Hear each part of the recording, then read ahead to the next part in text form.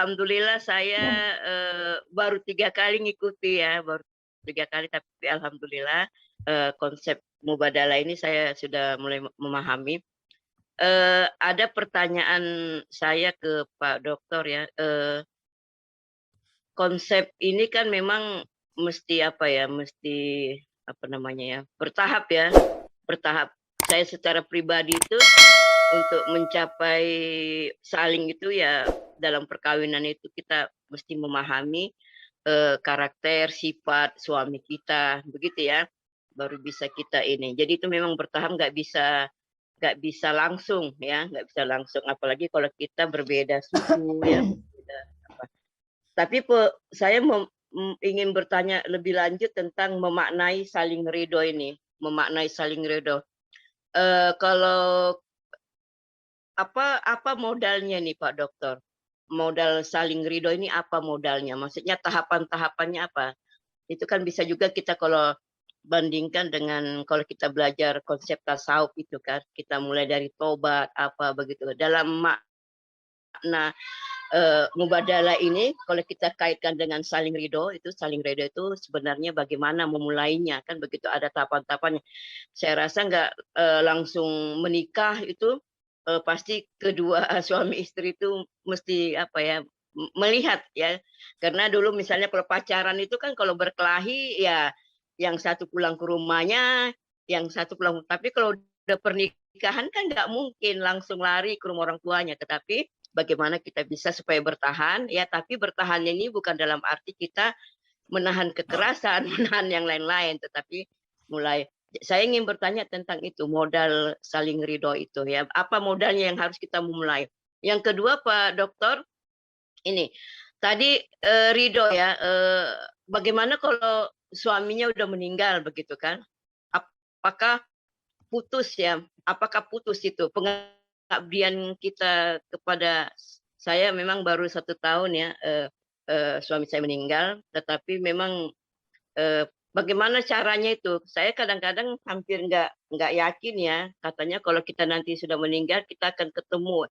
Itu saya masih cari-cari itu, masih cari-cari betul nggak, eee, itu kita akan ketemu ya.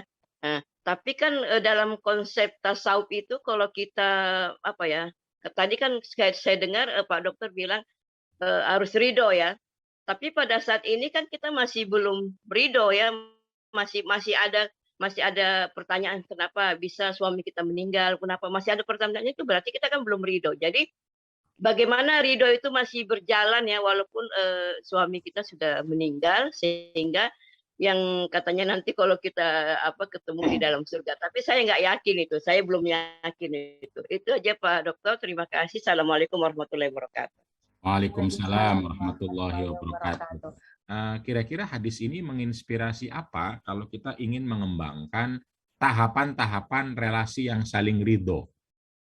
Nah, itu kan sebuah pertanyaan, pertanyaan bersama yang harusnya tidak dijawab oleh saya sendiri, tidak juga oleh fikih sendiri, tidak juga oleh ilmu tarbiyah sendiri, tapi berbagai ilmu silahkan berkolaborasi untuk menemukan pola relasi yang saling meridhoi, pola relasi yang saling menguatkan, misalnya ya. Nah, saya sudah sering menyampaikan misalnya tahapan pertamanya itu mengenal dirinya. Mengenal diri artinya saya tahu kalau marah kapan, diapakan kalau marah. Senang, cinta itu pada saat apa. Itu saya mengenal diri saya. Dan apa yang saya kenal tentang diri saya itu disampaikan kepada pasangan saya. Saya kalau lagi marah itu begini loh. Gitu. Saya kalau lagi senang itu begini. Nanti jangan dulu ngomong kamu harus, nanti dulu kamu harusnya. Kenal diri dulu. Kapan saya marah, kapan saya capek, kapan saya pusing, kapan saya dikenalkan, kenal lalu disampaikan. Tahapan berikutnya mengenal pasangan. Mengenal pasangan saya. Pasangan saya itu pada saat apa dia sakit, pada saat apa dia cinta, pada saat apa dia senang sekali, pada saat apa dia gembira, pada saat apa dia marah, pada saat apa dan lain-lain. Itu bagaimana dikenal semua ya, masing-masing. Mungkin saya sedikit share kalau ada ya, masih ada nggak tadi? Bentar. Nggak ada, nggak ketemu. Oke, itu kira-kira. Kemudian mengenal bagaimana keinginan, harapan, ketakutan masing-masing itu dikomunikasikan dan dikelola. Jadi mengenal diri, mengenal pasangan, lalu mengenal manajemen diri dan manajemen relasi istilahnya. Manajemen diri itu saya kalau apa namanya tahu misalnya sakit kena cabai itu bagaimana ngelolanya. Pengen sekali sama cabai, saya pengen banget sama duren misalnya kemarin di Jepara itu. Itu kalau tahu misalnya dengan duren saya akan pening, itu kira-kira gimana ngelolanya? Ngelola agar tidak pening, karena pening kan orang tidak mau, sakit kan tidak mau. Gimana ngelolanya? Ada orang yang ngelolanya menahan jangan sampai banyak, ada orang yang ngelolanya banyak tapi dikasih penawar, ada orang kasih obat misalnya dan lain-lain. Itu kan manajemen diri.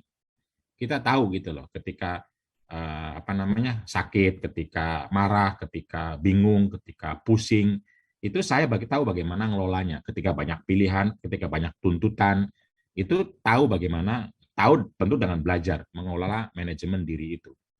Dalam konteks relasi, itulah bagaimana tahu kita mengelola relasi. Nah itu tahapan-tahapan itu yang kenal dengan diri, pasangan, manajemen dan juga manajemen relasi, itu tahapan pertama. Nah, tahapan yang kedua adalah lalu berusaha bersama-sama membangun semua hal yang akan membuat relasi tambah kuat. Litaskunu ilaiha itu artinya adalah bekerja terus-menerus, karena itu fi'il mudhari', sekarang dan akan datang, untuk memastikan adanya sakinah antara suami dan istri. Itu litaskunu, karena waja'ala bainakum mawaddatan warahmah. Karena Allah telah memberi bekal kepada kita semua, ada mawaddah dan ada rahmah. Bekalnya sudah ada, tetapi harus dikembangkan, harus dikelola gitu loh. Mawaddah adalah rasa cinta yang membuat kita pengen bahagia. Rahmah adalah rasa cinta yang membuat kita pengen membahagiakan pasangan kita. Ini dua-duanya harus dikelola. Mawaddah saja tidak cukup, karena Anda akan egois, ngatur terus. HP istri dikelola terus, diatur terus, tapi nggak mau HP-nya diatur. Itu namanya egois, karena hanya dia yang pengen menginginkan bahagia, menginginkan keenakan, kenyamanan, tahu semua gitu, hanya dirinya. Itu namanya baru mawaddah. Dalam Islam, dalam Quran tidak cukup mawaddah, tapi juga rahmah. Rahmah itu kita cinta pasangan kita, tapi yang kita pikirkan apa yang buat dia bahagia? Kapan saya melakukannya? Sudah atau belum? Yang kita pikirkan bahagianya, bukan bahagia saya. Itu rahmah. Rahmah itu altruis, kira-kira begitu. Seperti seorang ibu yang mencintai anaknya, atau seorang ayah yang mencintai anaknya, kan tak pernah berpikir balik modal. Tapi betul-betul ya untuk anak. Gitu. Anak harus bahagia. Nah itu rahmah. Dan dalam Al-Quran disebutkan sakinah itu isinya mawaddah dan rahmah. Baru sakinah. Kalau mawaddah saja, atau sebaliknya rahmah saja, tidak akan menciptakan sakinah, tapi menciptakan sakitnya di sini. Nah itu kira-kira sakinah itu ya mawaddah dan rahmah. Nah karena itu lalu kita harus kenali apa yang membuat hubungan-hubungan itu menyatukan, menguatkan. Ya dikenali, tadi kan mengenal kan, ketika mana lakukan yang menguatkan hubungan, hindari yang menghancurkan hubungan. Setelah kenal dilakukan. Nah, biasanya dalam ilmu psikologi ya yang menguatkan hubungan adalah hal-hal yang positif terkait dengan penguatan relasi. Biasanya ada 5 bahasa cinta, ada 5 bahasa mubadalah misalnya ya biasanya. Yang pertama saya bilang 4K 1L biasanya. K yang pertama adalah kalimat positif. Kalimat positif artinya ya mengungkapkan hal-hal yang membuat kuat gitu loh. Memuji misalnya, mengapresiasi, terima kasih, minta maaf kalau salah, menenangkan. Tentu tidak semua menenangkan diterima, tidak, tapi artinya cari, silahkan dicari. Kalimat-kalimat yang itu positif.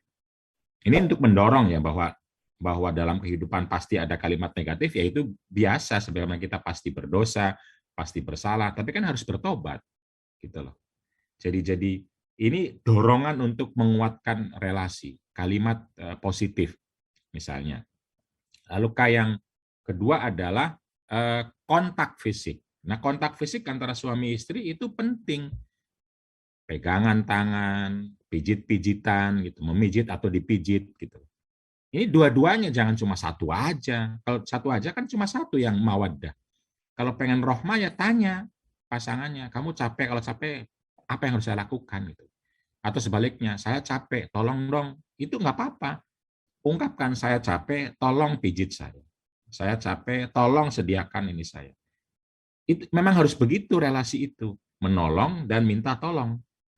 Menyampaikan, kamu capek ya, apa yang saya lakukan? Itu namanya rahmah. Saya capek, tolong, itu namanya mawaddah. Mawaddah saja tidak bisa, rahmah saya tidak bisa. Sakinah itu wa ja'ala bainakum mawaddatan wa rahmah. Kontak fisik. Setelah pijit, silahkan yang lain. Ini banyak anak muda soalnya, jadi nggak usah disebutkan seterusnya.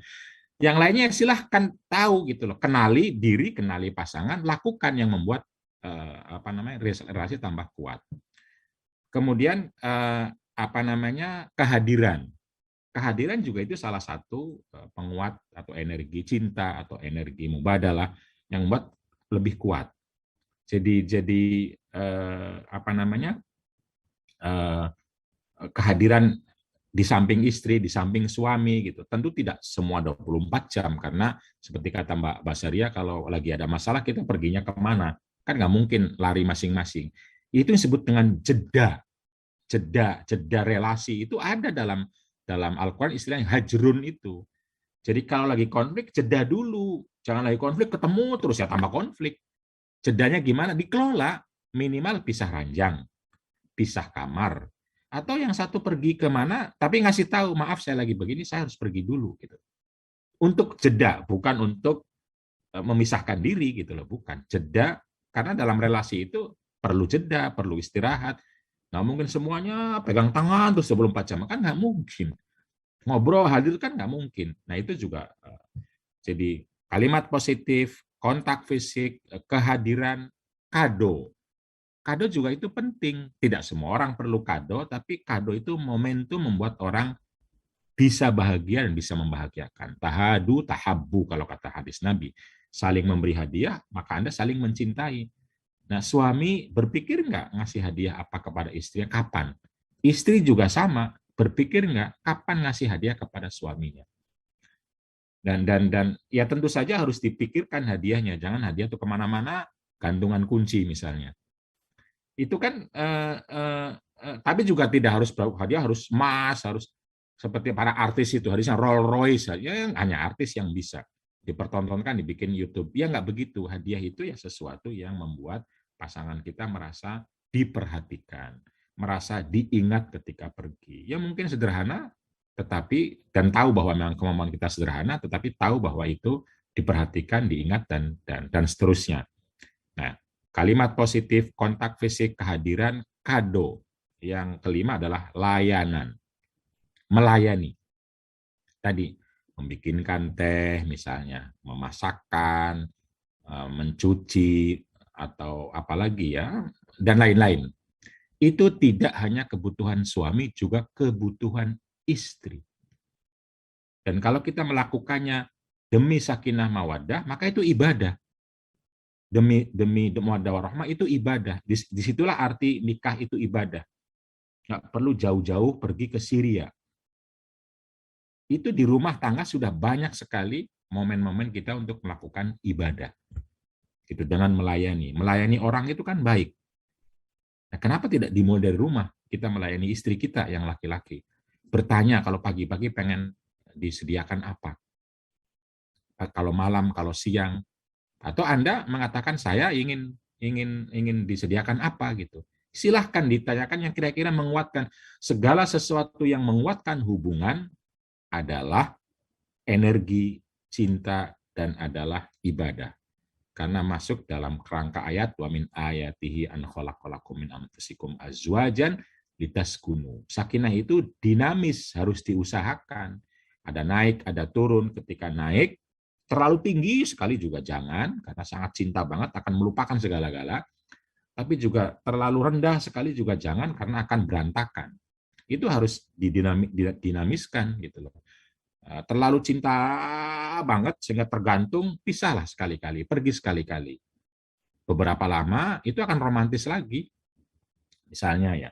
Tapi pergi terlalu jauh juga lama sekali lupa, akhirnya juga jangan, nggak begitu. Nah ini dinamika ini yang disebut dengan litas kunu ilaiha. Setiap saat berpikir bagaimana menguatkan relasi itu. Nah kalau berbicara tahapannya kira-kira seperti itu Mbak Basaria. Tentu saja ada ilmu lain, ada cara lain. Ini salah satu saja yang saya kenal dari Mbak Alisa Wahid, dari Mbak Nur Rofiah dan lain-lain. Tapi intinya adalah ada banyak ilmu telah menyediakan kita bagaimana kita mengelola relasi kalau kita betul yakin dengan ayat yang mengatakan bahwa kita harus memproses sakinah itu. Dan itulah mengapa lalu ridho istri atau ridho suami itu membuat kita masuk surga. Menurut saya tidak hanya ridho, tetapi si yang masuk surganya telah melakukan segala sesuatu yang itu dicatat sebagai amal soleh atau ibadah dalam kerangka Islam. Karena orang itu ridho karena pasangannya telah melakukan satu kebaikan untuk dirinya. Karena itu lalu masuk surga. Jadi masuk surganya bukan karena ridhonya, tapi itu dampak dari perlakuan yang itu dicatat sebagai kebaikan. Senyum, sedekah kan, berbuat baik, sedekah, berkata baik, sedekah, bercinta baik, sedekah. Itu semua sedekah dalam hadisnya banyak kan, wafibud ahadikum sedekah. Berhubungan intim saja itu sedekah. Dan sedekah itu kata Al-Quran harus dengan cara yang membuat yang disedekahi itu juga bahagia.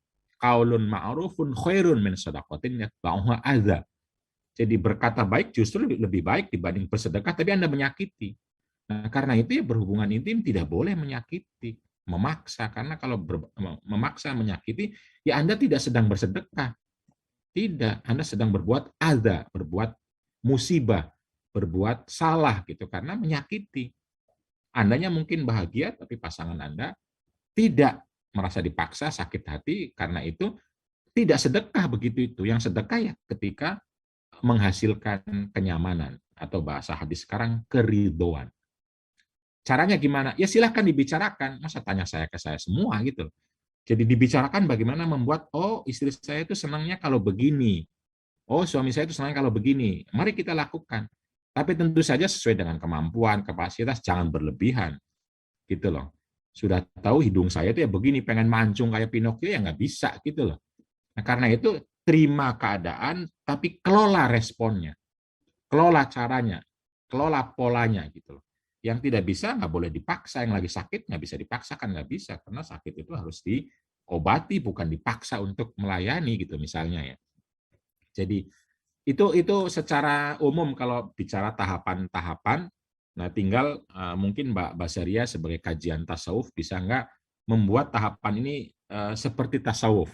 Jadi ada makom-makomnya misalnya. Saya belum ke situ, kalau Mbak Basaria bisa ke situ keren sekali itu bagaimana. Dan tentu saja teman-teman sekalian semua dalam konteks tasawuf ya, semua yang kita lakukan ada kaitannya dengan kehadiran Allah Subhanahu wa taala. Bahwa Allah lah yang menggerakkan kita, tangan kita, darah kita bisa begini dari mana gitu.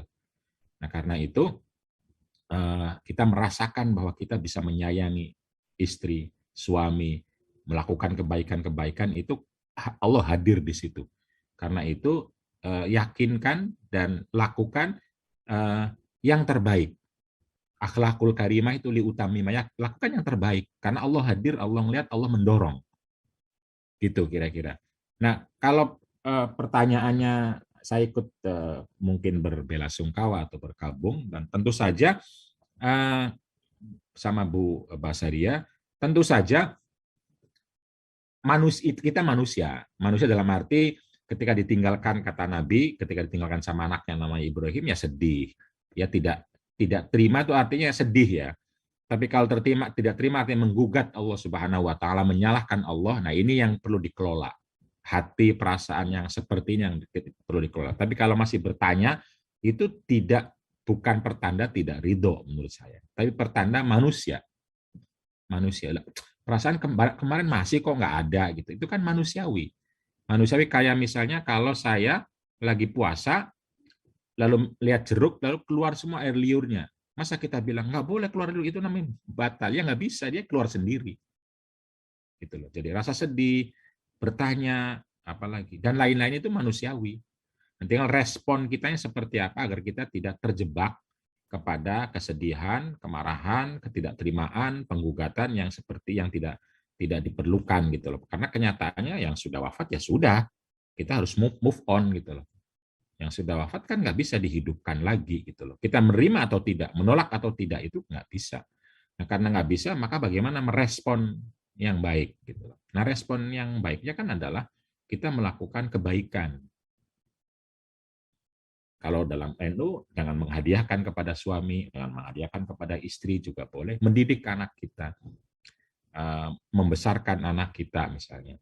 Atau kalau pengen bahagia dengan nikah lagi sama yang lain, juga boleh dalam Islam. Silahkan, nggak ada larangan seorang perempuan yang ditinggal mati oleh suaminya, jangan menikah lagi karena nanti nggak ketemu sama suami. Nggak ada. Tidak ada. Boleh. Ketemu lagi, ya ketemu lagi, tidak tahu ketemu nggak ketemu, alhamdulillah nggak, ya kan ada suami yang baru. Nanti tetapnya doakan saja mudah-mudahan ketemu. Maksud saya nggak ada kaitannya menikah lagi nggak ketemu tuh nggak ada. Ya, itu hanya asumsi-asumsi aja, itu yang disebut dengan nanti akidah tadi, akidah. Ketemu nggak kalau begini, ya sesuatu yang tidak tahu jangan banyak ditanyakan lah. Kalau pengen ketemu doakan saja, doa saja, berdoa saja dan mudah-mudahan itu ketemu karena sesuatu yang akan datang kan akidah. Pastinya kita tidak tahu. Bahkan kata Nabi itu kita beramal soleh sehebat apapun, ya kadang-kadang masih belum tentu masuk surga. Walaupun ayatnya bilang kalau puasa akan masuk surga, kalau misalnya. Tapi prakteknya masih belum tentu. Kenapa? Karena amal kita itu kan belum tentu ikhlas, kan? Amal kita itu. Belum tentu karena Allah, gitu. Belum tentu, bisa jadi karena yang lain. Karena belum tentu, maka teruslah berdoa. Teruslah memohon kepada Allah Subhanahu wa Ta'ala. Gitu. Jadi, dan orang yang, bahkan Quran juga bilang orang yang berbuat salah juga terus berdoa untuk memperoleh rahmat Allah agar bertobat dan lain-lainnya. Belum tentu ini menjadi cara kita untuk tidak terlalu ketakutan berlebihan dan juga tidak terlalu memastikan berlebihan. Wah, saya ini ulama, pasti masuk surga, kunci ada di saya. Nggak bisa begitu juga. Nggak bisa. Karena ya semua akan dari Allah Subhanahu wa Ta'ala. Jadi itu secara umum ya, Mbak Basaria.